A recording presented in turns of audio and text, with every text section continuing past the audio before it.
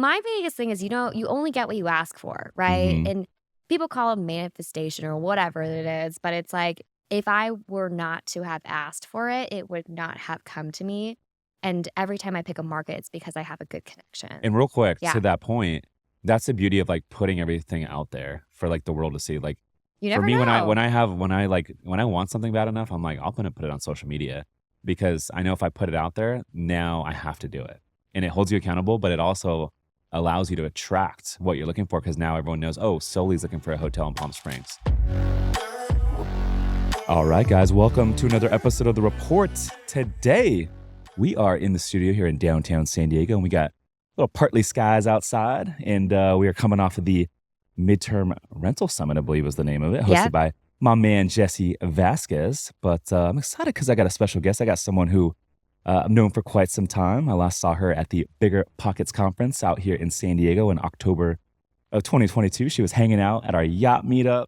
Shout out to Champagne Dave with the Champagne Yacht. But I got Soli Cayetano. Soli, welcome to the show. Thanks for having me. I'm excited to be here. Yeah, appreciate you coming on. I was thinking about it. I'm like, how did we meet?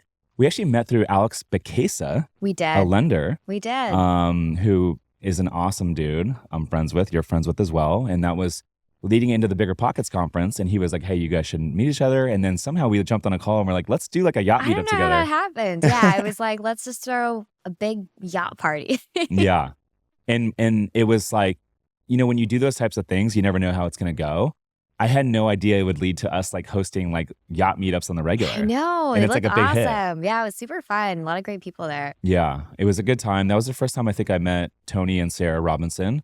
And you brought a lot of really cool people on the boat, and everyone was just like super cool, great vibes, and it was like kind of just set the tone for the conference. Good sushi. Yeah, we had sushi, saxophone player, DJ, and now we do that like literally monthly during like the summer months, May through September. Wow. People still talk to me about that. Yeah, it's fun. And so I think this year we're actually thinking about keeping it going year round because it's like that much of a hit. I'm like, okay, I'll go on the water in like December. Like, let's do like a holiday theme. Honestly, December on the beach is beautiful. It's just the May gray that's a little hard. And even if it's raining, like we can still like hang out indoors and still like have a great time. Yeah, I'll come down for it. Yeah, no, absolutely. But anyway, so fun fact. So you're actually going to laugh at this story.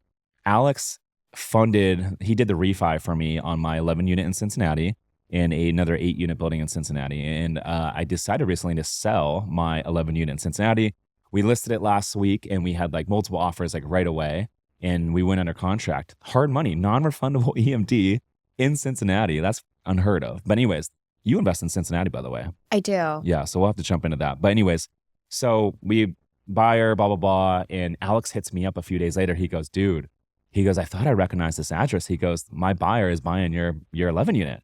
Like, oh my gosh, that's crazy. What are the chances? Yeah, what neighborhood is it in? It's in Norwood. Why didn't I buy it? I would have loved to buy that building. Yeah. That's funny. My first property was also in Norwood. Was it? Mm-hmm. Okay. Yeah. Yeah, Norwood's a good area. I'm a little bit sad to let it go because it was like my first deal. It's my first ever deal and it did really well, but I'm ready to move that. I'm ready to like trade in the old stuff for like newer stuff. So I'm doing a 1031 and I'm under contract on it was actually, Andrea was just sitting next to you. We're talking, that's the deal I'm buying.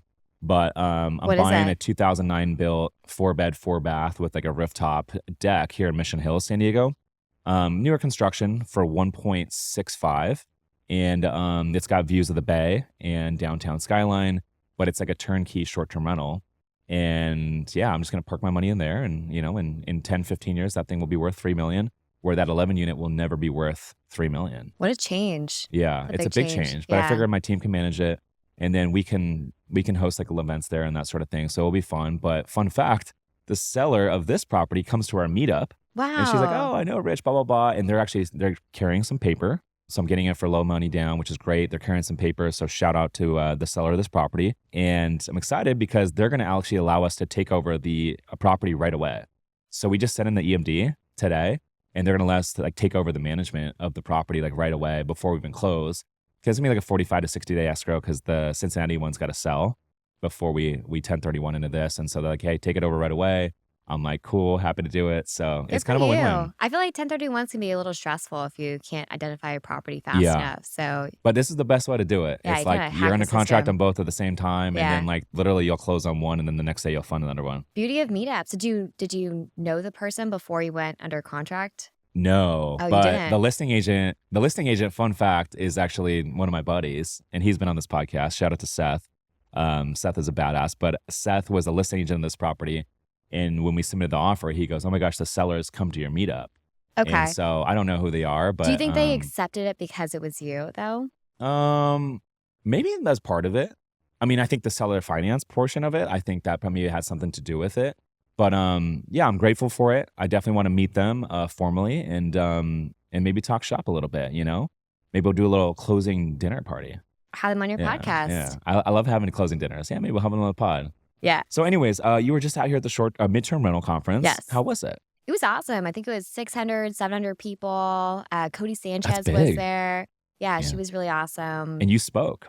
I did speak. What did you speak about? Private money. Okay. Yeah, it's funny because I was supposed to speak about out-of-state investing, and someone else got it on day one and Really? talked about out-of-state investing, and I was Oh, like, "Ah, shoot, gotta change my they topic." stole your spot. It's okay. I changed my topic. I pivoted. Like last It was minute? good. Yeah. Okay. Okay. It was great though. I mean, crowd was Like amazing. raising private money. Yep, how to fund your deals with other people's I money. love that. Yeah, so that's how I built my portfolio, and it's a really easy topic for me to talk about. I think a lot of people there were actually more advanced than I found at other conferences. Like a lot of conferences, a lot of newbies, like bigger pockets. You'll find people who want to get into the game but aren't in the game. This conference, the more I talk to people, they're like, "Oh, I own 1, 2, 3, 5, 10 different properties." And I'm like, "Oh, great.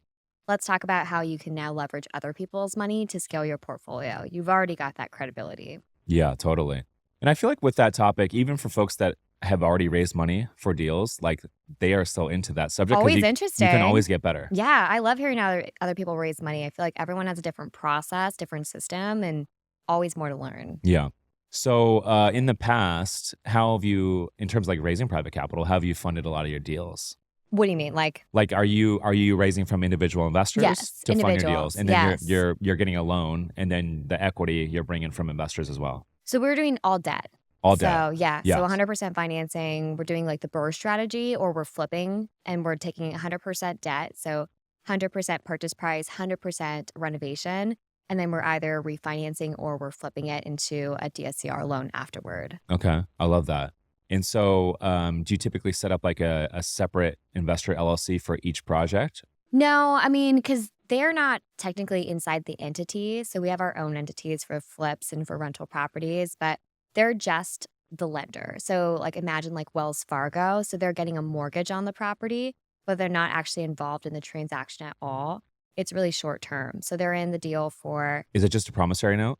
a promissory note and a mortgage, sometimes a personal guarantee. Really? And so, And yeah, is there a trustee position on the property? like a mortgage, like they're getting an actual mortgage for Yeah, that? Yes. So they they're getting a are. mortgage. Oh, Yeah, a interesting. first mortgage. Got it. And so if we were, depending on the deal, Oh, the investors are.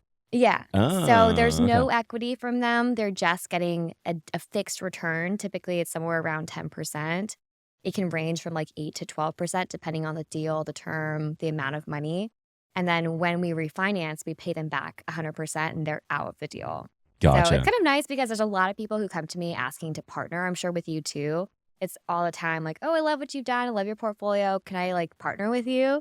And I'm really picky about partnerships. It's like getting married to someone. It's for better or for worse. Like you need to make sure that they're doing the right thing. And that's a hard level of trust to get to with most people.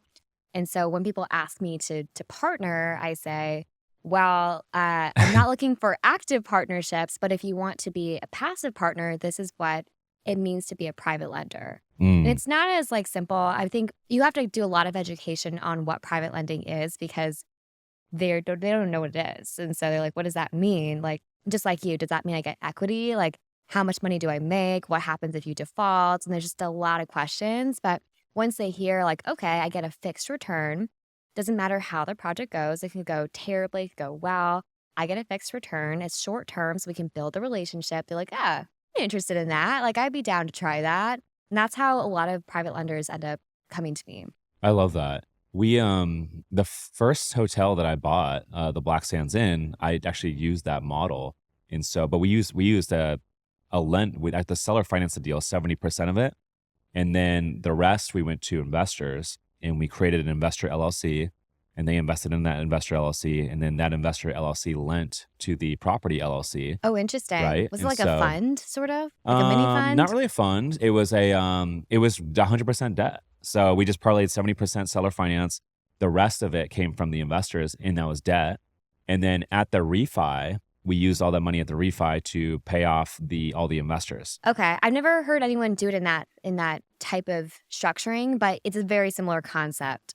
Just no LLC involved. Right. And so you're going to the investors for the entire debt. Entire one. Yeah. Got it. Entire amount. Okay. Yep. Okay. And I love that model because it's a way for you to own 100% day one without using, any of your own money or maybe a little bit of your money, depending on what you put into your deals. But also, I love what you said. You don't have a bunch of partners because, like you said, It can get you don't know who messy. you're getting in bed with. And it can get really messy, but also decision making. Like in this game, as you buy more and more real estate, you get busier and busier. And so Right. all these decisions that need to happen when you have partners, you got to jump on calls and go through meetings. And then someone's like, oh, let's do this. And you're like, no, let's not. There's so much time wasted. It's I know crazy. people with 15 different partners. I'm like, how do you do that? Like, if you had once a week meetings with 15 different partners, that's like 15 meetings a week just to discuss what's going on. So I'd rather partner with a small group of people and everyone have a specific set of a skill set and they bring something unique to the partnership. And then we can bring in outside investors as either debt or equity. So for syndications, we'd give equity. For regular BRRRRs or flips that are smaller, we'll just do debt. But the core team doesn't change. We work on many projects together and all the other investors are separate. Yeah. What were you doing before real estate? I was a commercial real estate broker. No, are you serious? Did I not tell I you that never knew before? this. Really? Soli, come on. I worked Why at are you keeping secrets? I worked at Cushman & Wakefield. Really? Yeah, I was office leasing. I did You did office? office. Yep. Okay. I also What did market? all over the country. So Whoa. I did mid-sized corporate account management. And so our biggest client was AT&T. We managed the Western region, 22,000 properties. I did a lot of building sales. So we sold in LA, all over. I did a lot of land sales, Alaska, San Jose, Kansas. But we've done a lot of things. When you work with mid-sized companies, you do a lot of stuff. So a lot of people are really specialized where they say, I only work on, multifamily between this price range and this price range. When you do tenant rep corporate account management, you do whatever they ask you to do. And so we did, build to suit developments. And that's actually how I found Cincinnati. One of our clients said they had a small office in Cincinnati and they said, we want to do 100,000 square foot build. And so we flew out there, we toured with all the biggest developers and wined and dined. And I was like, dang, this place is amazing. They just invested $1 billion downtown. We were driving through on this little bus thing, and they were saying look at all the construction. It's popping up everywhere. And I was like, and I looked on Zillow, it was $100,000. I'm like, Yeah. what? I actually love the aesthetics of Cincinnati near the Ohio River. A lot of greenery, and then you got the river that Beautiful. flows through. You got the bridge. You got the downtown skyline, and that downtown area is popping It's off. popping. Yeah. Honestly, the sports stadiums, they totally redid everything. And so they were giving us the whole story of Cincinnati. And I really fell in love with it. I was like, this is great. So I ended up picking that market because our co-brokers, so because we work in so many different markets, or used to, we'd find local brokers in each market to work with. And he owned 7 or 8 rental properties. And I was like, how interesting. What does that mean? And then when I started investing or decided I should probably start, he was my first call. Really? Yep. Jumped on a Zoom call, showed me the market, said I should invest in Norwood. He said that? Yeah. Nice. Yeah. He owns a bunch of properties in Madisonville next door, but he walked through my property, said this is the one. 3 months later, I closed and rest was history. I love So, that. yeah. Yeah, that was the first market I went to. And fun fact, the broker, he was M&M broker at the time. He sold me both of the multifamily deals there. And now he's an investor in our fund. Oh, wow. I'm like, so cool. That's It goes full awesome. circle. And he's a good dude. So shout out to JD Schmergy. We've become good friends over I the know years. You know him. JD? Yeah. He's great, right? That's so funny. I'll have to Yeah, reach he's out. great. And so he's actually selling The 11 unit right now. Okay. Yeah. Yeah. And I'm like, you know what? We might as well sell the 8 unit too. I have There's a no reason 10 to hold on unit. to it. Is it still for sale? It is. I don't think you want it though. It's like that one's like a really like it's in Covington on the Kentucky side. Okay. It's like C class, and it just I don't know. I don't think you want that property. I To be have a honest with 10 you. unit and he's definitely shopped buyers for it. Like, Really? yeah. So Okay. Oh, JD has. yeah, yeah, Nice. yeah. He's walked through it and everything. So it's funny. It's a really small market. Yeah, he's a great dude. Like I was shocked when he like invested Yeah. because we keep in touch all the time or whatever, but I hadn't talked to him in like probably 6 or 7 months. Yeah. And then when we were raising for this last round, he reached out and he's like, "Yeah, my wife like listens to the podcast and like we want to like invest with you." And they ended up investing, and I was like, "Holy shit!" I was never like expecting that. And but they're fucking good people, and like People I make good money out yeah there. When I had friends who would make like a couple $100,000 and I was like, their houses are $100,000. And I'm like, what else do you do with your money? yeah no People live totally like really good lives out there. yeah. Always good vibes when like I go out there, like we'll go out to like nice dinners and hang out. But Great food. yeah, great Yeah. food. Actually, when those two properties close, I'm gonna have to fly out there Yeah. and maybe I'll do a little closing dinner with him and his wife. You know, it'd be a good thing to do. And then we gotta get him out here to San Diego, get on the yacht, make it happen. Yes. Yeah. But brokerage was a really good, I wouldn't say it taught me like a ton about investing, but it taught me how to talk the real estate language. Mm, Like when I talk to brokers, I feel like I more understand confident. how they talk and Yeah, how I talk, and then I know how to like schmooze them like they schmooze me. It's just a different language, like different vibe. You really learn how to like fit in with them, and that was really helpful. Although we didn't learn much of like true investing concepts. Yeah. when you were working with Cushman, it was commission only? It was. I ended up then working for a startup brokerage, which was very similar. So that was commission too. And I was building my portfolio at the same time, but it was also the pandemic. So it was like a really weird time. Like I worked there as a quote unquote intern, but like I worked there full time. And so for 3 years before I signed on full time. And that was amazing. That was like 2017 to 2020. I learned so much. I did so many transactions. And then when 2020 hit and I quote unquote signed on full time officially, pandemic hit and it was so difficult to lease office space in a time when everyone was like not in the office. And so I was writing a bunch of memos to companies about like everyone wanted to know, what are we doing in this shelter in place? And instead of doing deals, I was like, I'm just writing book reports at this point. And so I was kind of doing my memo things and I was kind of building my portfolio. And then at that point, like I owned 25 units in about a year and a half. And I said, all right, there's much more opportunity in the investing side. I've already built my, portfolio. I've like got a good steady base of cash flow. I think at this point, you can always go back to brokerage. You're commission based. And Yeah, so they'll when always hire you back. yeah, they're like, Yeah. yeah, we miss you. Yeah, because they don't pay you. And so they even tell me now, like, if I wanted to come back, I could come back. But there's just so much more opportunity I saw in going out on my own. And I was like, worst case scenario, I come back and that's okay. Yeah. A lot of people don't know this, but I actually wanted to be a commercial broker. You'd And be so, good. yeah, so I actually I sold cell phones in college and I did really good. And then a couple of my coworkers, they went on to sell cars for Nissan. And they were like, "Yo, Rich, come over here. You'll make even more money." And so I went on and I started selling cars my last 2 years in college and I did really well. And I just loved like the hustle and It's I'm fun. competitive. I used to play Yeah. sports like when growing up. And so when I got into sales, I was like, I always wanted to be the best, And so um, then I was like, okay, well, I enjoy sales. Where can I go to like make bigger commissions? And it was commercial real estate. So I graduated. It was 2008. I interviewed with CB Richard Ellis and another brokerage called Grubb and Ellis. CBRE is around. I don't know where Grubb and Ellis is. They might have got bought out since. But anyways, they had these like internship positions and it was '08. And I remember like everything was just coming down. Like I remember being in the car dealership working. I remember just watching the news one day. I think it was October of like 2008. And like literally like this whole stock market was just pummeling, like just crumbling. The whole banking crisis was like going down. Like all the real estate deals were going back to the bank, all these foreclosures. And they were like, "Yo, Rich, we love your hustle. We love your energy." They're like, "This is not the right time to get into the industry." And they pulled the positions.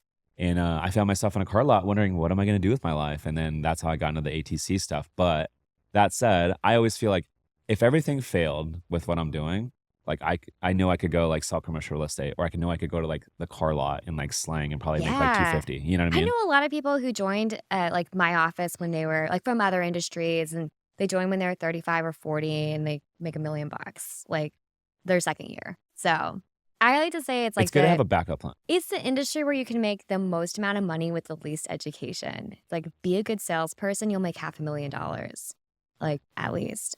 And those skills, carry over to, what we were just talking about, raising private capital, working with brokers and, deal sourcing and that sort of thing. It, it Yeah. it goes hand in hand, especially negotiating deals. It's Mhm. big.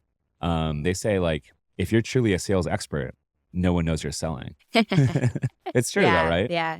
In contracts, I feel like half my job was, like, reading contracts, negotiating leases. Like, yes, we had attorneys, but before they went to attorneys, we had to give our professional opinion on business terms, and Yeah. so we got really good at anticipating what the attorneys were gonna say and figuring out worst case scenarios, and so give me a contract, and I could tell you probably what the attorney will say. Yeah. So, That's good. the different skill set. That's good. And by the way, you brought someone that you partnered with on the yacht. I think his name's Phil. Yeah. How's Phil doing? Yeah, we're flipping houses together still in Augusta, Georgia. So, yeah, he's good. He has a good construction firm. He has a good property management firm. Love that. You ever go out to Augusta and play golf on their golf The course out there? Masters just happened, and Yeah. everyone always asks me because I invest there. They're like, You "Oh, get the the question Masters all the time. tournament." Yeah, and I was like, I "Nah." thought it was the first time of me asking. He was actually the turf manager No at way. yeah, Okay. Augusta National, and so I'm like, "Why don't our rentals have better grass?" But they spend so much time on their grass. So yeah, it's good. I Flipping houses is after a while is very like copy paste, cut and repeat. And so when you have a system in place, it's like you almost forget how many you're doing. They all send pictures. I'm like, which one is that? Yeah. They literally all look the same. Mhm. But that's like the whole process. When you're doing low end types of flips, then you don't have to be super high design. Although I will say with the market slowing, the properties that do have something special about them are the ones that sell faster. What do you And mean? so, like, I mean, it could be something small, like a really cool backsplash or like, I don't know, an accent wall, which it's hard when you're doing flips at scale to be like, no, make a cute mural on the wall. And like your contractors are confused, but, or like do this cool pattern on the backsplash. But when you spend just like a little bit more time, I find that those houses sell for more and they sell faster. And when I think about what I lease and what I buy, it's like, would I spend $10,000 more for a backsplash I love? I would. And so I think that's what buyers think too. And so trying to think about like how I buy things, but also remembering that I'm not an Augusta, Georgia resident. So also my preferences, I got to take with a grain of salt. Yeah. What's your guys like bread and butter in terms of the homes that you are flipping? Like how big are these homes? 3, 2, Okay. 1,300 square feet. And what's the price point you're buying them? Something around like 70,000, 80,000, That's ninety so cheap. thousand. Oh, That's I cheaper than know. Cincinnati. It's Yo. cheaper and the renovations are easier. So what I found is that when you renovate in Cincinnati, you have to have a ginormous contingency because you start opening up walls and there's like knob and tube and there's cast iron pipes and like they just forgot about this and so like the amount of surprises that come up, like a small renovation for me in Cincinnati is maybe like I don't know, $50,000, but that's like a big renovation in Augusta. The houses there were built in 1950s and they're super cut and dry. So like the first renovation I ever did out there, I bought the house for 67,000. We put in $7,000. Okay. I was like, I don't even know what you buy for $7,000. Right. Like nothing. It appraised for 120. Whoa. And I was like, this is insane. Like the just the difference in construction when you're working on slightly newer properties, I think is massive. However, I personally like Cincinnati better. Why?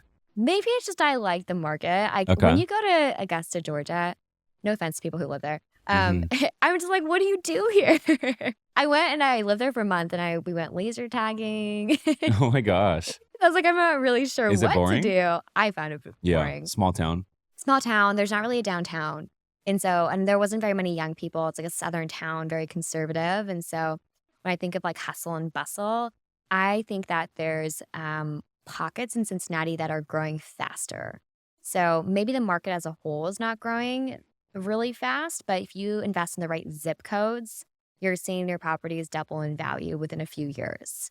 And so that's kind of what like my favorite strategy is. And from a rental property perspective, I like to buy in Cincinnati still because I know my zip code so well. And if we can get properties like we just bought a duplex at $125,000 in Cincinnati, Wow. pretty good, right? Yeah. Next, it's near Norwood, Yeah, so okay. off market deal. Put in $100,000, but like that property will probably double in value in the next, I don't know, 3 to 4 years. Yeah. Well, I mean, I bought the 11 unit in 2019 in Norwood for 350. So what is that? 350? 31 a door? Oh my gosh. 350 and then under contract now for 815. Oh gosh, that's Yeah, so crazy. that's what 2.5x in 5 years. Yeah. That's not So bad. that's my first property too. I bought it for 98,000. It appraised 6 months later for 155,000.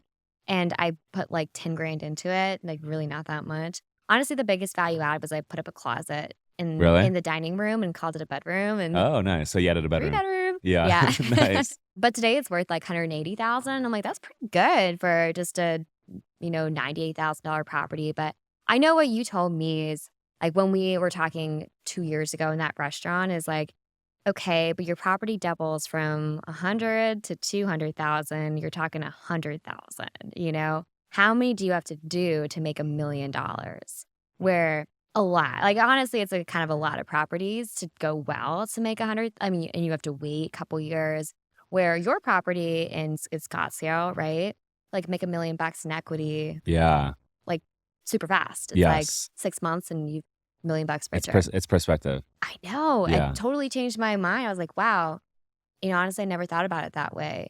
And so that kind of like got the wheels churning and why I was kind of pursuing bigger deals. And ultimately, part of the reason why we're buying a boutique hotel in Palm Ooh, Springs. all right. I wanna hear all about this hotel. So how did this idea even come to fruition? Because I remember I was traveling during Christmas break. We took 2 weeks off here in the office, and I remember I was traveling to Buenos Aires, and I missed my connecting flight in Dallas-Fort Worth, and the next flight out was not for 24 hours, and so I was stuck in Dallas.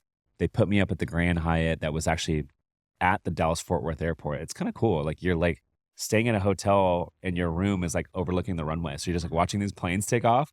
And I remember sitting there at my desk looking out the window with the airplanes, and we jumped on a call. And that was the first time I had connected with you in a little bit. And you were like talking about a deal you were like thinking about partnering on. But how did this whole idea even come to fruition before that call? Yeah. So, when I was like goal setting in 2023 at the end of the year, I have bought a lot of what I like to call boring properties. And they're amazing for building wealth. I think they're not amazing for sparking creativity and joy.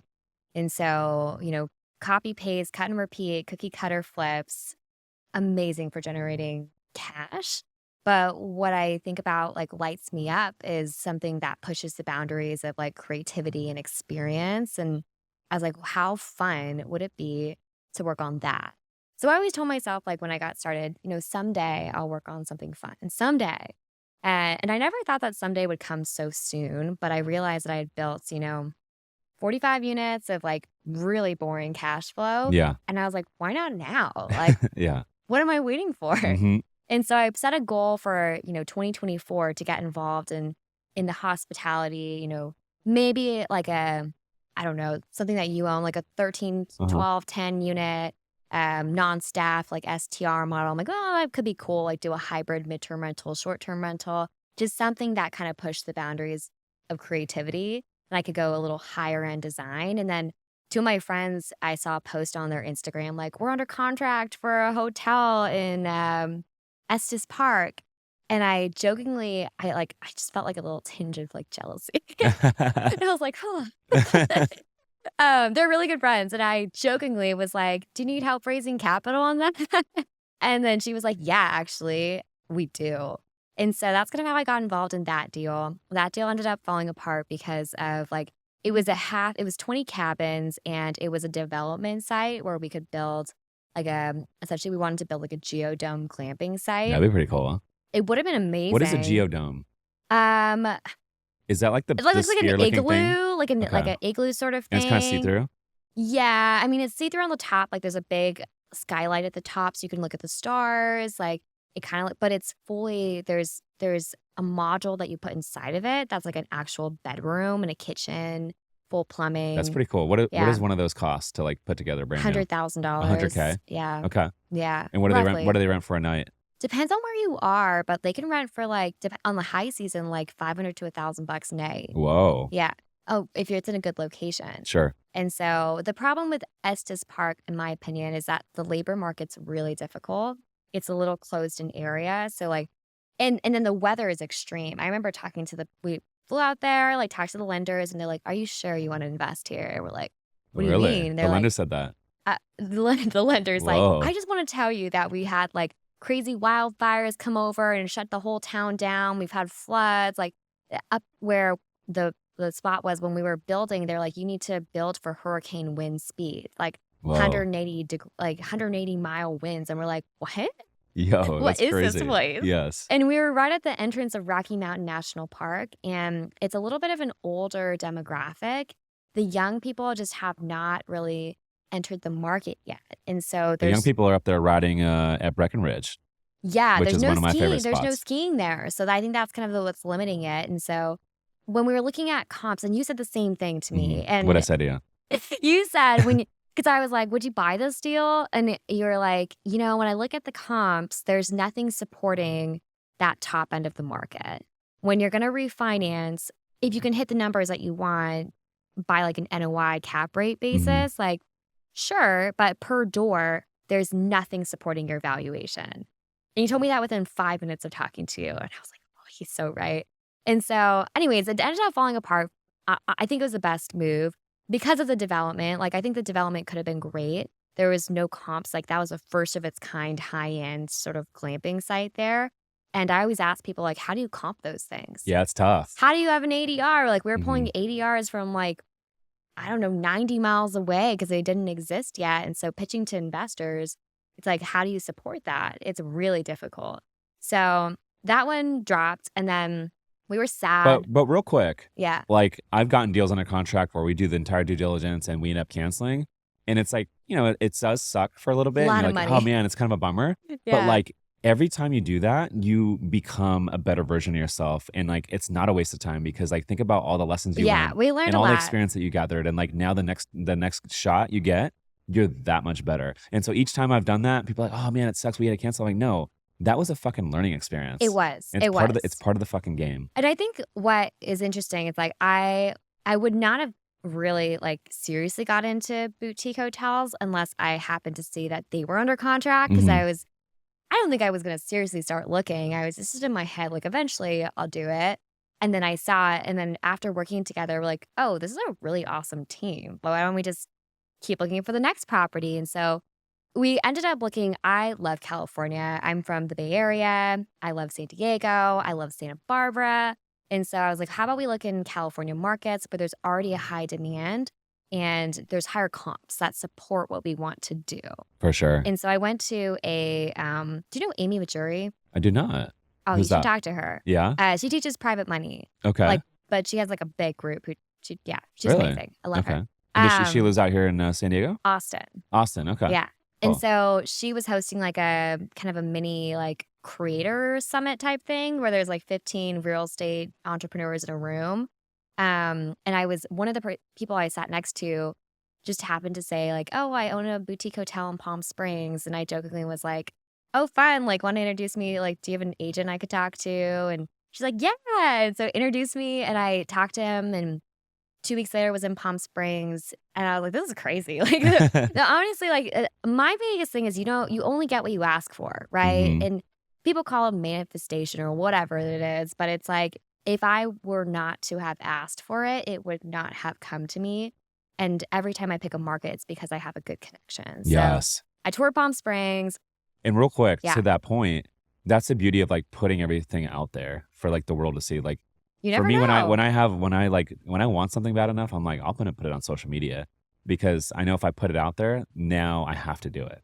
And it holds you accountable, but it also allows you to attract what you're looking for because now everyone knows, oh, Soli's looking for a hotel in Palm Springs. Yeah. So I did this challenge on Instagram where I was like 60 days to my first boutique I saw hotel. that. I love that. Day 14, we went under contract, I love it. which is crazy. But the minute like I don't know, maybe just like a good gut sense, but the minute we walked into this property, I was like, this is it. Like, this is the one. I Yeah. was like, is it too soon to take a group picture in front of it?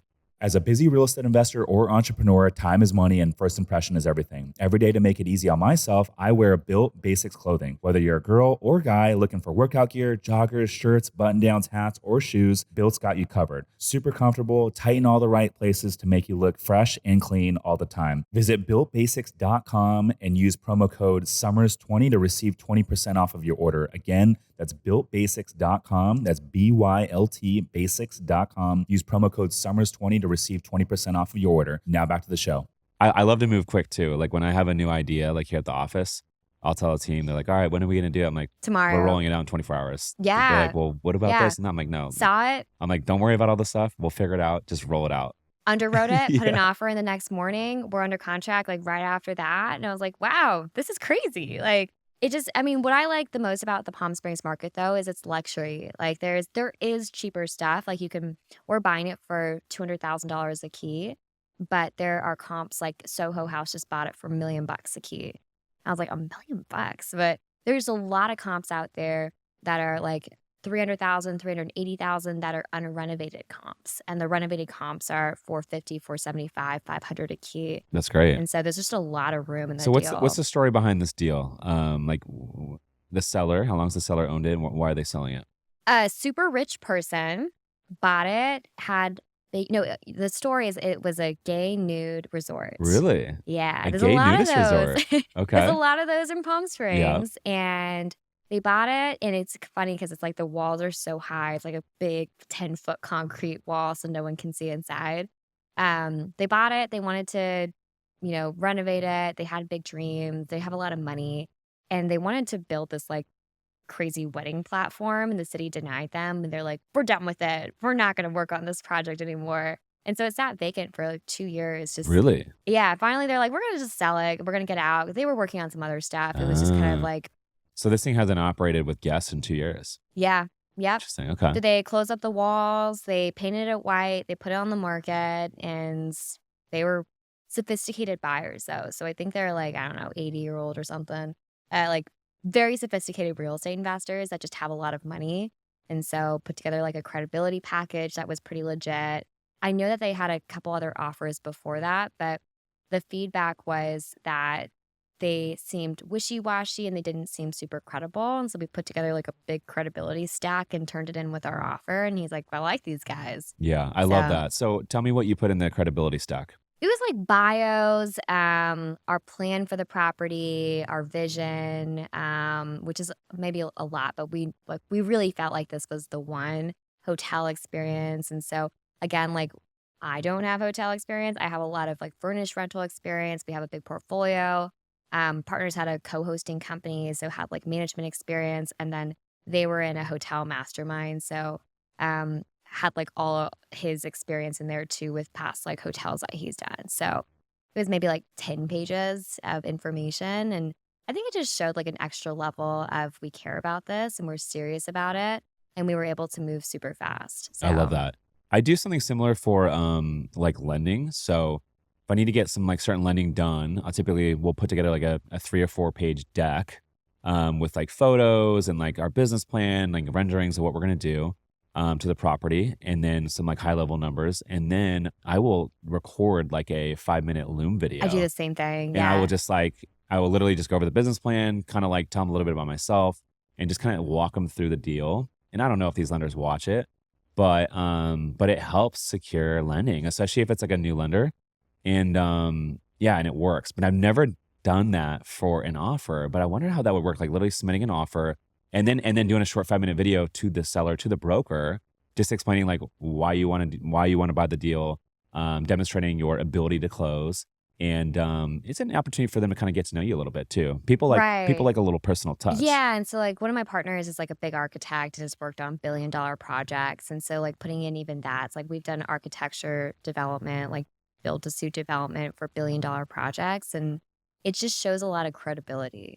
So I think it's not even a big deal. It's 13 units. It's $3 million. It's to them, it's probably like it's a little peanut deal, but to us, we're like excited. I think it I'm feels pumped like for you guys. I'm excited. It feels like a good size to get started on and to kind of build. The hard part is it's fully staffed. We're gonna fully staff it And because let me ask you a yeah, question. So like whenever I do like a bigger deal, it kind of like pushes me like out of like on the edge of my comfort zone in a good way, right? But it can feel a little bit overwhelming and that sort of thing. But with this being 13 units and at that price point, do you feel like it's easier to grasp your mind around? Okay. absolutely. I don't feel like it's far outside my comfort Yeah. zone. I would say because it's luxury, that's kind of where I'm like, before it's like we pick, the best LVP bang for buck, and it's like we could tell you what the ROI difference is between LVP and carpet, but tell me what the difference is between using a $15 per square foot tile and a $45 per square foot tile. It's like, it's really difficult. It's like, does it add to the experience or does it detract from the 45, that's an experience? expensive tile there, Sully. Just an example. There are some really It's got expensive tiles. 3 carat gold in the tile. No, I know it's really expensive. But yeah, I think that's like where I think that when you look at the comps, we have so much room in the numbers that it's more about does it add to the experience? But it's like, what exactly ROI do you get on like a salt sauna? Like, I can't tell you the exact number, but I could tell you it'd be cool for marketing. Yes. But I love what you guys did here because I always say like in order for me to buy right now, like I need to be able to buy at a discount, which you guys are doing, and then I need to be able to add tremendous value, which you guys are also going to be doing. And I say that's generally speaking. Now with this property, I'm 1031ing it. There's no value to be added. I'm just parking money, but that's like just me. There's no investors, and that's a deal that I'm going to just sit on for 10, 15, 20 years. So I'm Can't like, I wait for can do that that, right? I day. can do that. But with a lot of these other like commercial projects, like we always got to be adding value, and so I love that you guys are doing that. So tell me, what is the business plan? In terms of like You guys are renovation gonna close, yeah, you guys are gonna timeline, close, and then yeah. what? So our Just give me the whole closing thing. is like June 1st-ish. And so the plan is to start construction immediately. Our timeline is 6 months. And so it is fairly cosmetic. And Yeah, so it's like you're not moving walls around or plumbing. the Okay. way they left it was blank slate, which is awesome. It's like really no demo. It's just the bathrooms have already been demoed. It's just it's blank. It's awesome, right? It's a blank slate, and so you throw up some paint, wallpaper, and furniture. It's like that could be done pretty quickly. But what we're building is there's a big like corporate buyout scene in Palm Springs, like a wedding, bachelorette party, Coachella buyouts, and so there has to be some level of like common area space that's air conditioned because it gets to be 120 degrees out there. And so we're building that because it doesn't exist right now, along with semi-permanent structures that are shaded. And so I think that the outdoor part will be a lot more involved than the indoor part. So 6 months of construction. The plan is to be fully operational by the end of the year so that we can do our cost seg and get those tax benefits. Yeah, I love that. I love that. Yeah, I'm excited. I actually don't hang out in Palm Springs a whole lot, I'm but surprised. You seem like a Palm Springs guy. yeah, I haven't been out there in like 10 or maybe 12 years, but I've never been to Coachella either. So maybe I just missed it. They You just just had two missed it. They have weekends. Stagecoach this weekend. That sounds fun too. I do like a little country music, but I think next year maybe I'll have to hit Coachella and maybe I'll come check out your hotel. That'd be really fun. It's super fun. I mean, the downtown's big. It's a really big downtown. It's really lively. I think a lot of people just go there. It's a big driving destination though. So like 2 hours from LA, 2 hours from San Diego, an hour from Joshua Tree. And so there's a lot of people, like there's a lot of interesting concepts even about like memberships to hotels. Like people buy memberships because they just go once a month to Palm Springs to hang out. Oh, so you can sell Um, memberships. so that's kind of what I'm looking to do. Like I'm a big, how can we get some recurring revenue in here? It's like if people buy memberships, kind of like Soho House, and they get discounts, and there's like it's all about the programming, right? It's like how can you program, like a wellness package where everybody there is there for morning yoga, vitamin drips, like I don't know, juice Are you into all that stuff? cleanses. I am. Are you? I love wellness. And just because I think I told you before, like I had terrible health issues last year. That's probably why I haven't seen you in like 2 Yeah.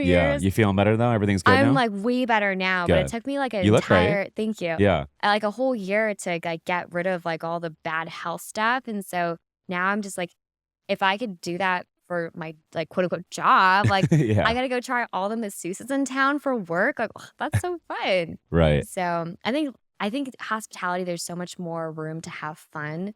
And like, for example, There's more levers to pull. yeah, like one of the things I want to do is create like a wellness partners book. Like you want to book a Reiki massage, like we got a guy for that. They'll come to your room and do it for you. Like acupuncture, sure thing. And so I think that'll be like I don't think that that concept exists in Palm Springs right now, and so I'm really excited to build it. Yeah, that's awesome. And to your point, there's like so many levers you can pull. So, like, for example, we're putting in a pickleball court at our Washington hotel at Lake Chelan. So we're rebranding it, but that property, it was basically turnkey. It was like a new construction. But I'm like, there was this plot of grass like on the next to the pool area. I'm like, let's throw in a pickleball court and let's just see what happens. So we're putting one in. They're going to start building it in 2 weeks. And we're rebranding the hotel. So we bought it. It was called the Manson Bay Suites, which I don't really love the name. And so it's going to be the Lodge Lake Chelan. I like that. Yeah. And so we're actually going to put like the new logo on the pickleball court. Oh, fun. Yeah. Yeah, Rob. Do you know Rob Abasolo? I know of him. I've actually met him one time at the Bigger Pockets conference, Okay. but I don't know him personally. He'd be a good guest. He's super Yeah. nice. So he did a whole presentation at the MTR Summit about like Pickleball courts. kinda. It was like how amenities matter and how sometimes the best thing to do is to optimize your portfolio instead of just buying more properties. And so his properties, like he had one property that was making like, I'm gonna botch his numbers, but like $15,000, $18,000 a month, but his monthly nut was like 20,000. So he's like, sounds good, but we were losing money. And then he built out like a triple pickleball court for not that much money, and now they're booking like $40,000 months. I saw his video on that, and Yeah. I got a property in Scottsdale too. Pickleball court. Us just putting pickleball court in the listing title, like on Airbnb, it like increased Crazy. the revenue by like 35% just by doing Yeah. that, It's which is crazy. crazy. Yeah. Yeah. So I thought it was a really interesting.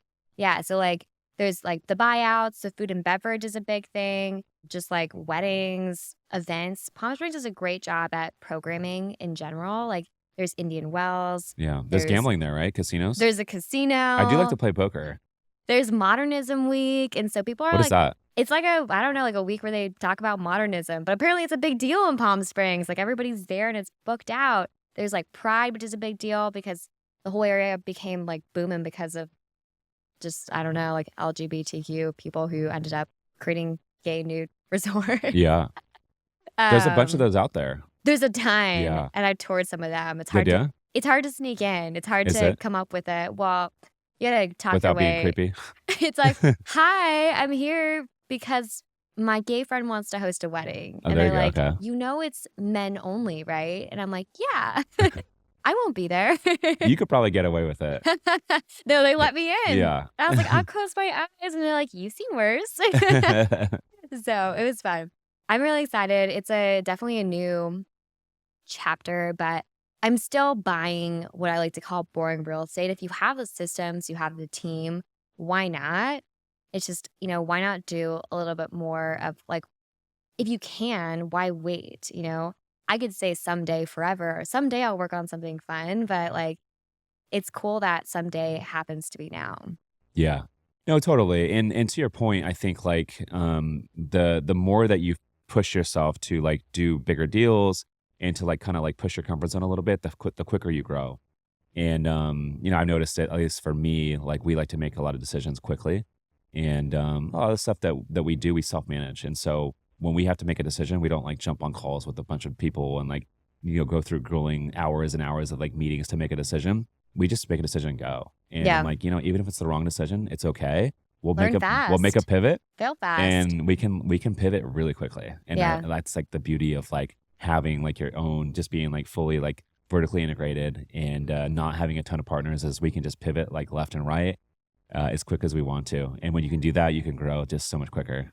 Yeah, we're self-managing too, so I'm really curious to see how that goes. But I'm excited to buy a second hotel Are you? already. Oh, Soli, you're not messing around. Okay, tell me what you have in Because mind. Because there's so many economies of scale to having 2 properties that are close. Like, 13 units to be fully staffed it's expensive to be fully staffed.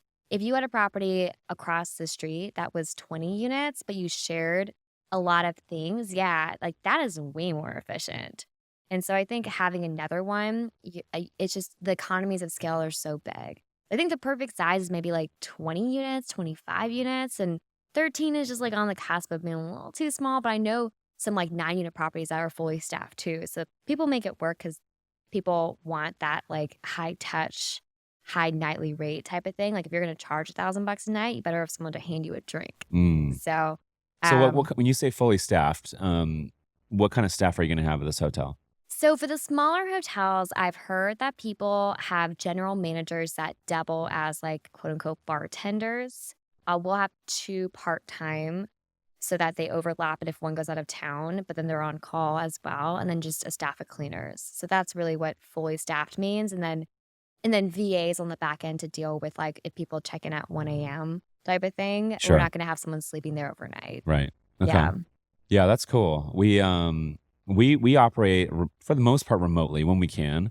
Our 10 unit up in Shelter Cove, California, we literally just have 2 full-time housekeepers and we have like 1 part-time. And we kind of lean on them for like certain things, but then we have the VAs. But that one it's easy. Self check-in, self checkout's very easy. There's no lobby that the guests have to go through. And it's easy for everyone to kind of find their door if you would. But like we don't have all the amenities that you have. You know, we have like a fire pit and we have a jacuzzi and that's it. Yeah. You It's just know? different. Yeah. We hired a consultant actually, and I think it's fascinating to work with him. I love working with him. He opened up, he started, he renovated, and he sold at the time what was the highest comp in Palm Springs. And so now he met him because my friend who introduced me to the broker who has a hotel in Palm Springs, she worked with him to like do like all the conceptual design, like the food and beverage, the hiring, just having like a coach there to be like, so what do we do? And so now we're working with him too. And I just actually got off a call with him Did where you? yeah. And Nice. it's so fun. I was like, do we want to put the bar here or do we want to put the bar here? And I was like, what do you think about the massage tables here? He's like, how about you put them over here? And he's like, let me call in my kitchen consultant. And I was like, it's so helpful to work with somebody. Like, he's really not that expensive. It was like $5,000 or something to work with him. But he's able to fine tune our underwriting because he knows all of the financials of that property. He determined that our comp set is actually not our comp set. Like, we're 1 tier above that comp set. And like, what amenities are worth putting in, what are not worth putting in, what do you splurge on, what do you save on, what actually matters to the Palm Springs crowd. And so we're able to learn much faster. It's like hiring a mentor. I mean, I think it's worth it because we're not making all the mistakes that he made when he first started. I love that. So, I wanted to congratulate you, by the way. You launched like a new community, Oh, I and did in yeah. So September. yeah, tell me all about it. All about out-of-state investing. So even though I'm investing in California now, I'm a big believer in building like a boring base of cash flow. People ask me like, does that mean I should buy a boutique hotel before I buy a single family rental? And I'm like, no, buy the single family rental because it's going to teach you a lot of stuff about buying real estate. And typically they don't have much money to start. And so I'm like, well, learn the process of buying real estate through a low risk transaction and then build your way up to it if that's what you want. That's at least my concept of investing. And so we teach people how to basically build cash flow in affordable markets. So we have a 425 person community right now. We launched last September, but we have people investing in like Oklahoma City, Cincinnati, Cleveland, Kansas City, just places around that are just way more affordable and your money goes further. Yeah, I love that. And so, with this community, with our boutique hotel mastermind, one of the best parts for me is to see the community members like hanging out with each other and partnering with each other and like really becoming tight, like close friends, which is like really cool to see. Your community is a lot bigger. You said how many folks are in it right now? 425. 425. Yeah. Okay. And are you guys doing like retreats or any live events for them?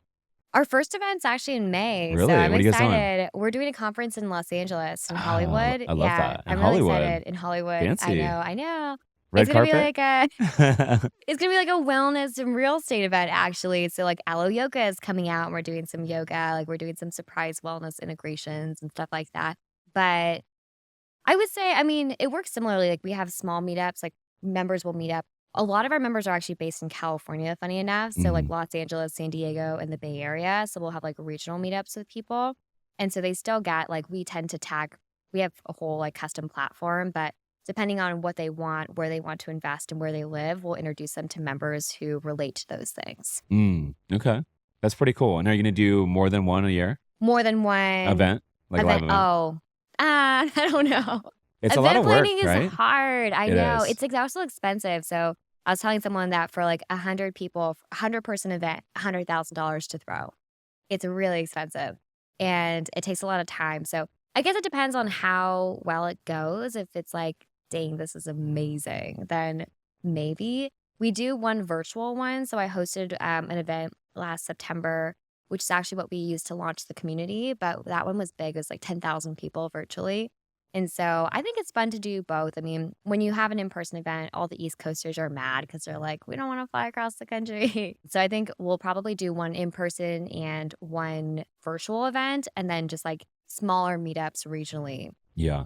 We had our first retreat for our mastermind down in Cabo like a I month ago, saw.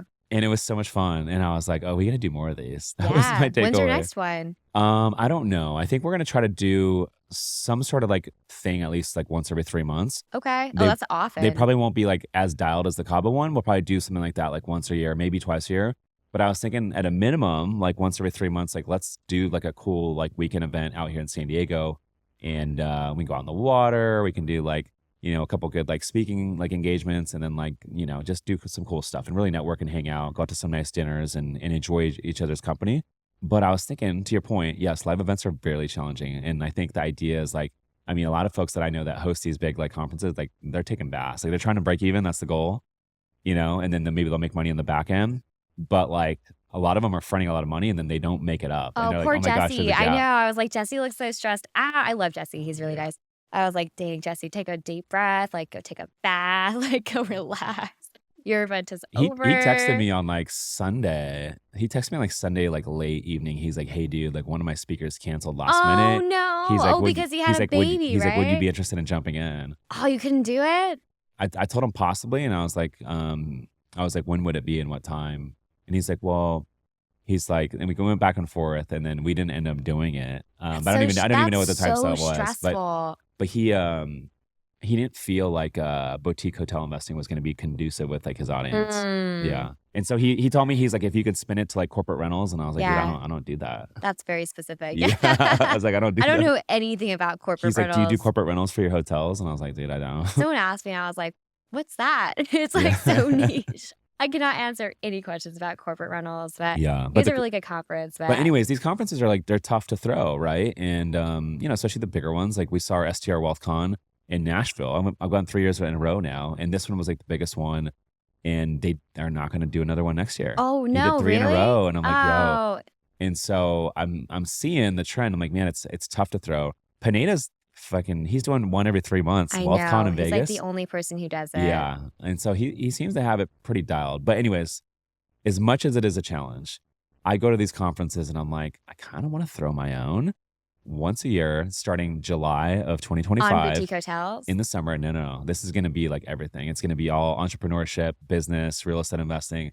We're going to have all the best speakers out here in San Diego and just blow it up. And we're going to have like, we'll be like big, like 5,000 people right here in San Diego, middle of the summer, cool venue right on the water, and then have all the coolest like networking parties, the yacht parties. Like we have hookups in the industry here. So we can like literally have the sickest like networking events, all the nice dinners, go on the yacht, like all sorts of cool stuff like that, and just blow it up and make it like the coolest conference once a year that everyone can't miss. It's gonna take like 10 years off your life What though.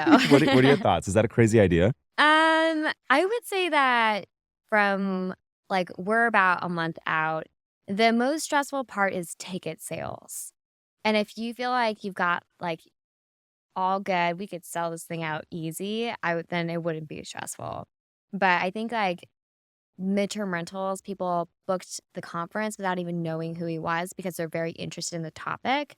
Same with like short-term rentals. But when you have like our topic is not super specific, it's like scaling your business. So like it's like let's set up your business the right way from the beginning and like let's talk about how to find and fund more deals. But that's not super specific. And so I feel like if you are vague, it can be helpful, like Ryan Pineda, or it can be hurtful because people are going to really be like, so what are we talking about?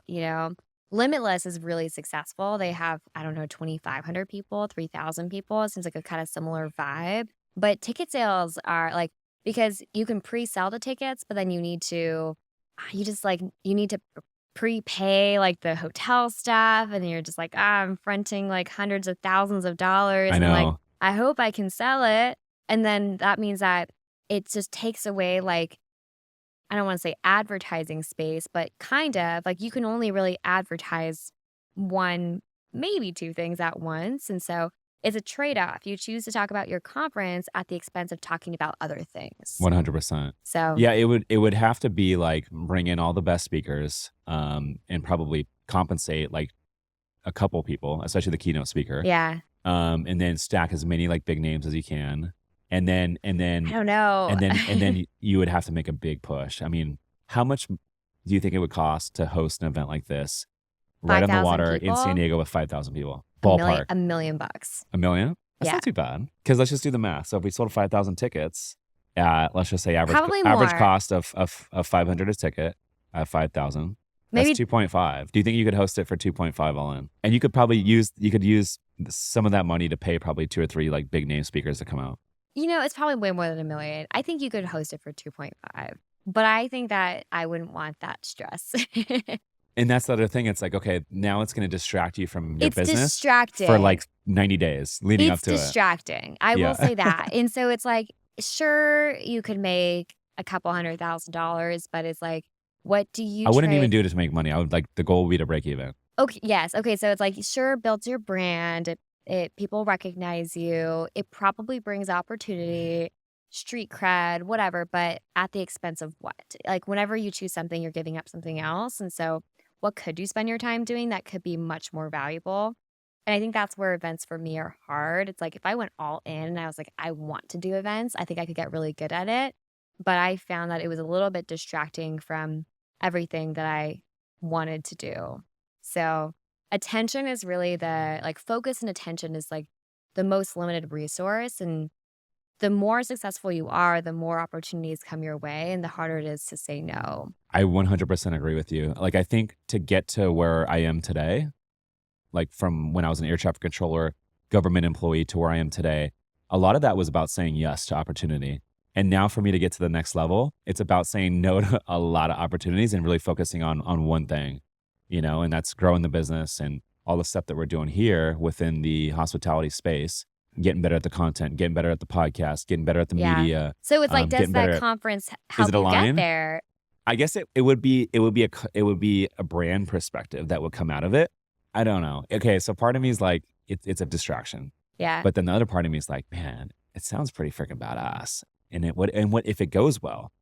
Think about this, Soli. If it goes well, it could be the premier conference of the freaking entire year that everyone's like, that's the one to be at every July in San Diego on the water, 5,000 people, all the top speakers, and it's like the one to be at.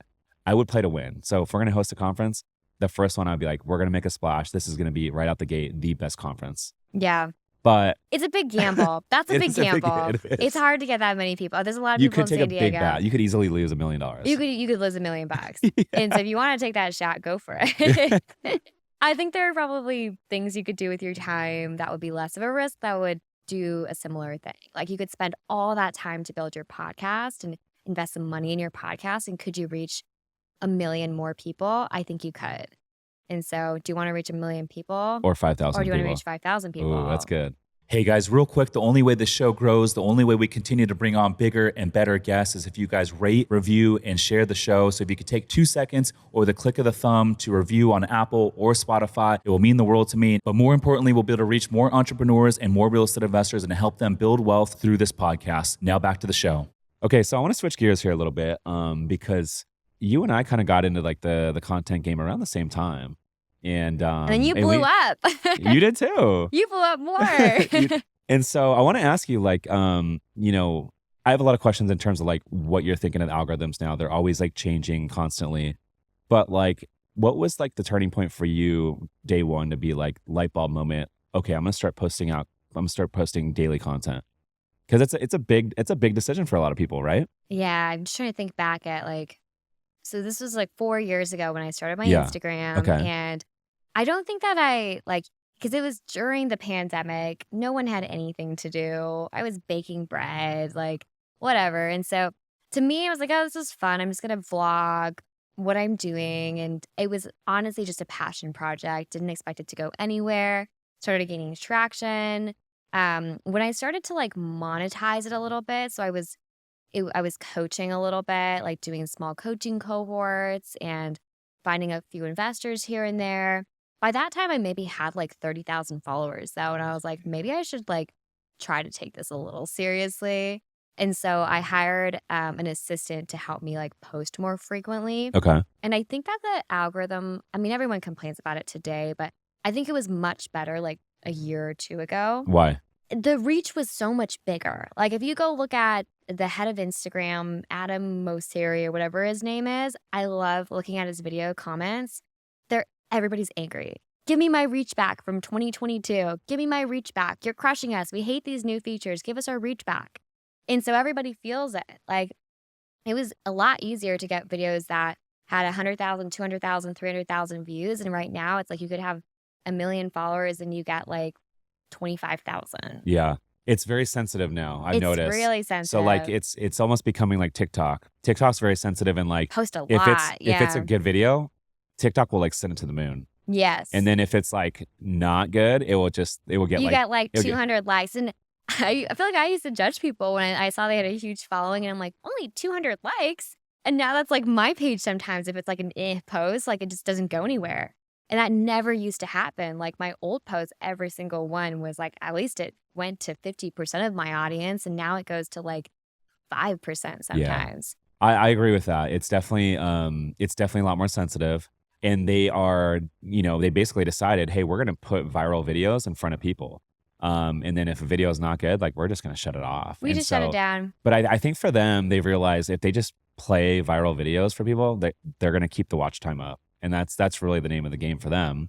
So it makes sense, but like, and they're killing it with like the verified badge now, the subscription. I know. It's so genius. It's like $15 or whatever it is. I'm like, Elon rolled it out first with Twitter, and Yeah. then Meta was like, let's roll this out too. Good for them. Recurring good for them. subscriptions. Yeah. Yeah. So I feel like, love-hate relationship. It has opened so many doors for me. It's Social the media. reason, yes, it's the reason why I'm in so many rooms is Yeah. unfortunately, it's like you have a big following, people want you there, and then they meet you and they're like, yeah, you're cool. But like the number is what gets you in the door because they want your reach. I think it's incredibly valuable to build a personal brand. And as much as I've kind of like fought against it, I think it's like, all right, it's time to re-ramp up. And so I was just talking to Rob last night, and he was like, the solution to most of your problems is just more content. And I was like, I hate that answer. It's like anything else, give me any other answer. And he's like, just got to make more. Kind of like Alex Hormozy is like, quantity creates quality. And you don't really know what all the people who I know who have grown a lot recently. It's because they've been posting 2 to 3 videos a day on Instagram. And it's like, how many do you post a day? And I'm like, maybe 1. And so, yeah, having more content out. And it's really the long game. Like I love Alex Hormozy, by the way, but he says his podcast for the first 4 years had 2,000 to 3,000 downloads a month, and it never grew for 4 wow. years. And then all of a sudden, the last 2 years, he's blown up, and people are like, oh, like it must be nice, blah blah. But like he's like, dude, no one watched my videos, no one saw my content for the 4 years that I was posting all the time before that. And now he's getting a lot of traction. And his content, his podcast episodes back then, sometimes he'll like rerun them. And I'm like, holy shit, that was from 2019 and it's fire, like really good. So he was still putting out Wow. really good content back then, just no one Yeah. knew about him. I met his creative director. He was filming his podcast for Bigger Pockets the same day that I was filming my podcast for Bigger Pockets. And so, Hormozy was? yeah, Okay, that's and, dope. Did you and get to meet Cody him? Sanchez, yeah. Nice. But they like rolled out the red carpet for them. They're like, everybody to those sides. Nobody say anything. Oh my gosh, that's pretty funny. It was Layla's birthday too. So I was like, happy birthday.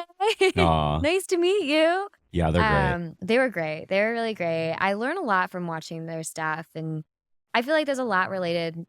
They're kind of in the business and marketing space, but there's just so much overlap, especially in the hospitality space. It's like if you can make your hotel go viral, then your hotel will be booked constantly, direct bookings. Your rates will be crazy. Like influencer marketing is huge. Like you can get a couple viral videos and it'll blow up.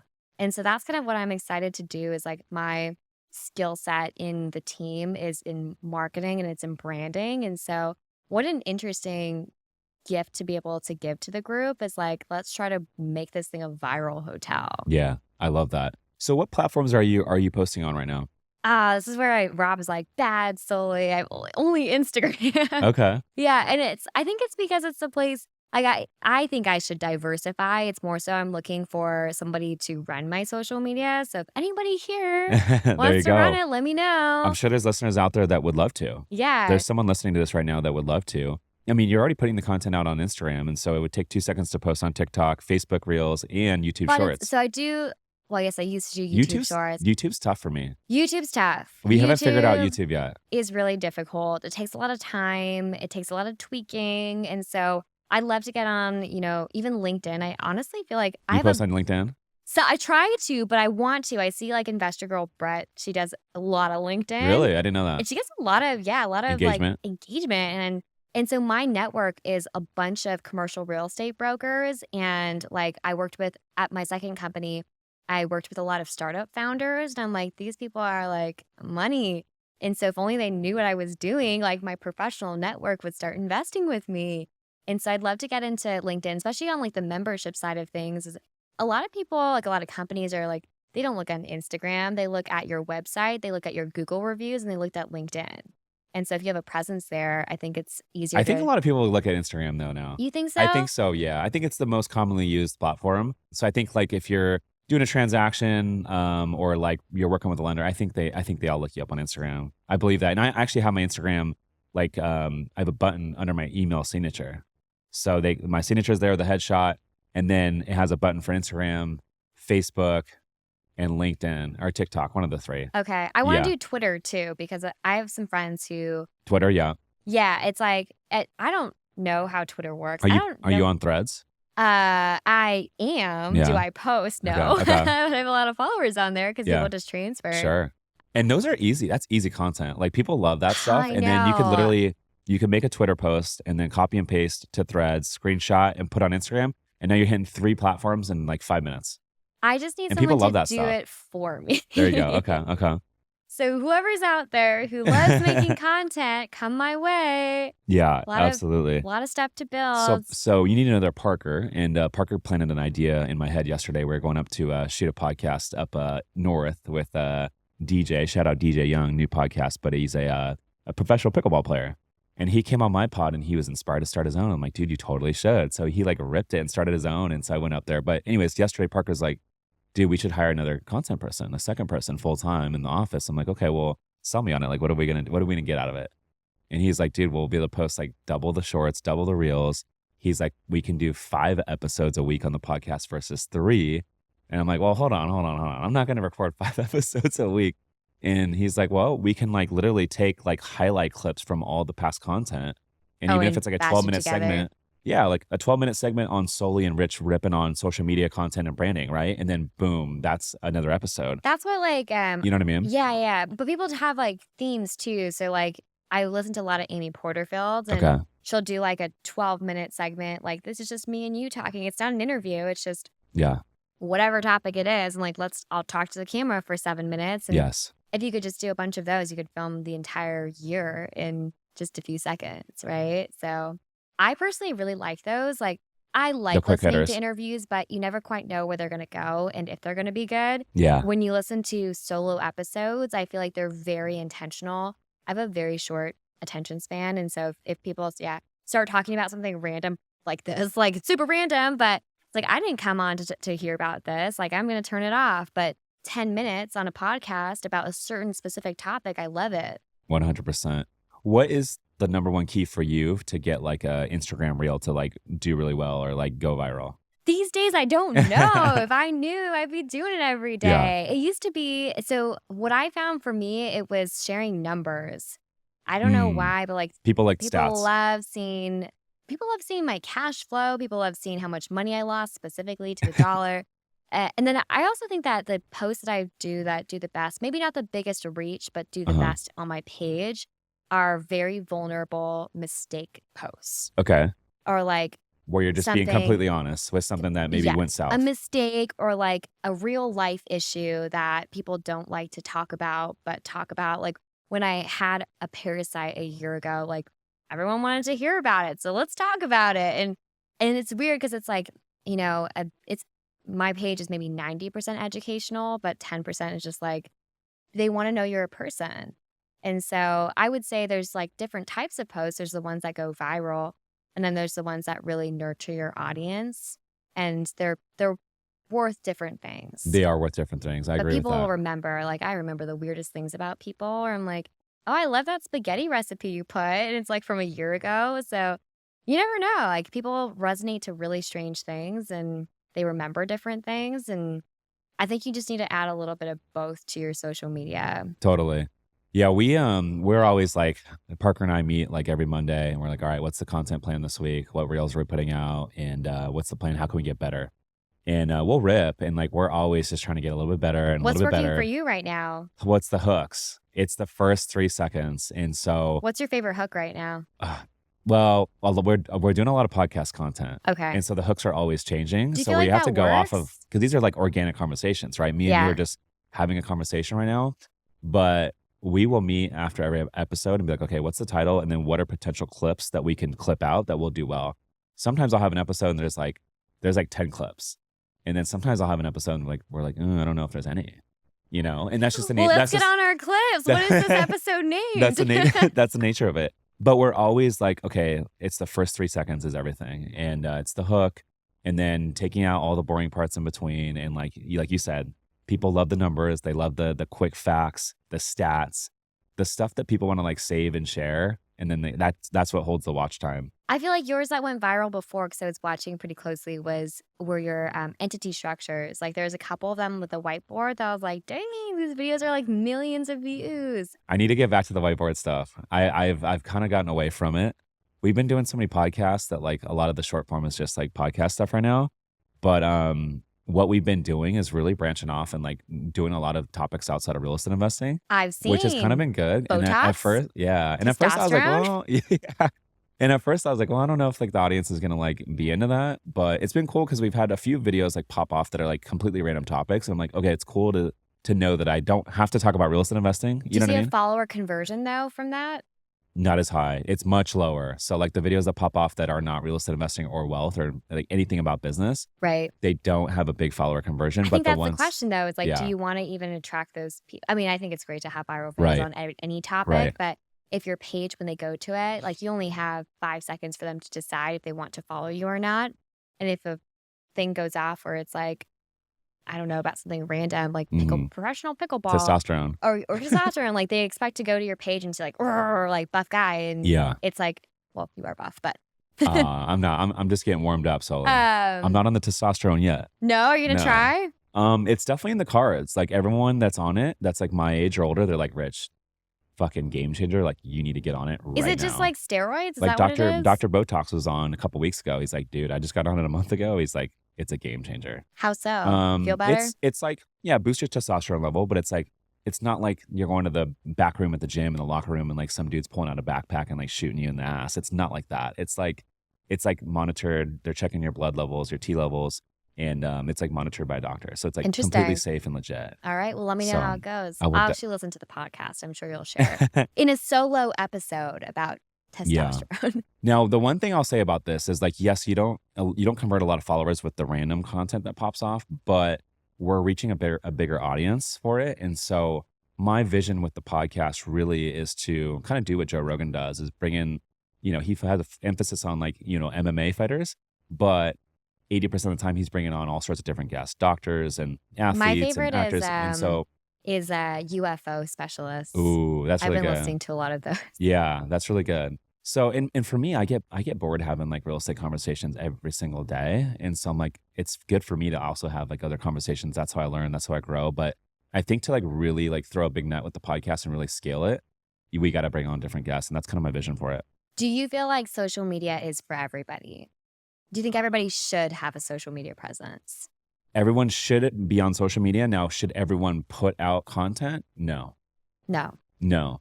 I think people that are like putting out content on subject matters that they don't really know very well, and they're not speaking from experience, I don't think they should be putting out content.